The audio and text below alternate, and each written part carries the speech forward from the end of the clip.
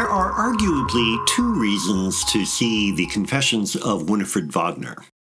The obvious one is to hear testimony from a woman who knew Adolf Hitler intimately and who insists on describing him in positive terms, fully aware of the horrors for which he was responsible.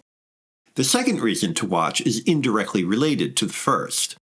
At over 5 hours in length, Confessions is a test of how much director Hans-Jürgen Sieberberg's unconventional technique we are willing to accept. That question relates to the film's thematic focus, because Sieberberg's relentless method places demands on the viewer similar to those made by Hitler and Wagner.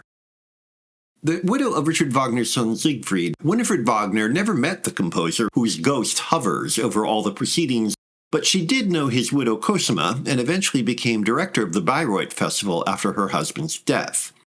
Through that responsibility, she became a good friend of Hitler, who was a regular visitor to the festival. Frau Wagner does not deny his crimes, but she insists that the Hitler she knew was a charming, intelligent, even warm person who viewed her and her relatives as a surrogate family with whom he could relax, not the monster that the world reviles. Fascinating at so many levels, including musical and theatrical history, her recollections open an abyss of unresolvable moral ambiguity. Most of the 5 hours consists of little more than Frau Wagner talking to her interlocutor. In grainy black and white, often with handheld camera work, there is no attempt to polish the presentation. In fact, aside from real changes, the footage feels almost unedited. Sieberberg even includes the subject's occasional guttural coughs. The implacable technique practically dares us to complain about the demands on our attention.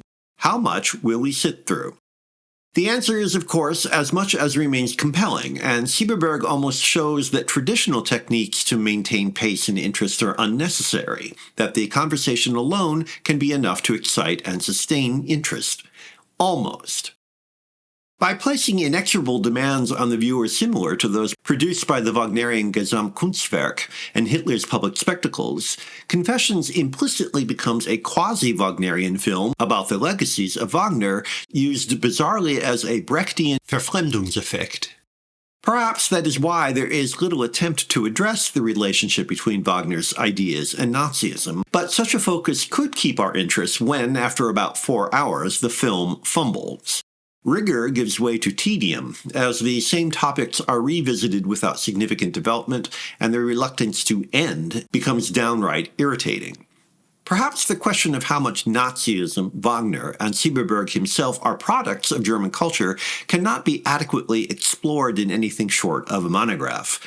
Nonetheless, before running down, the Confessions of Winifred Wagner fascinates with two difficult subjects, one handled in depth, the other a tantalizing hint.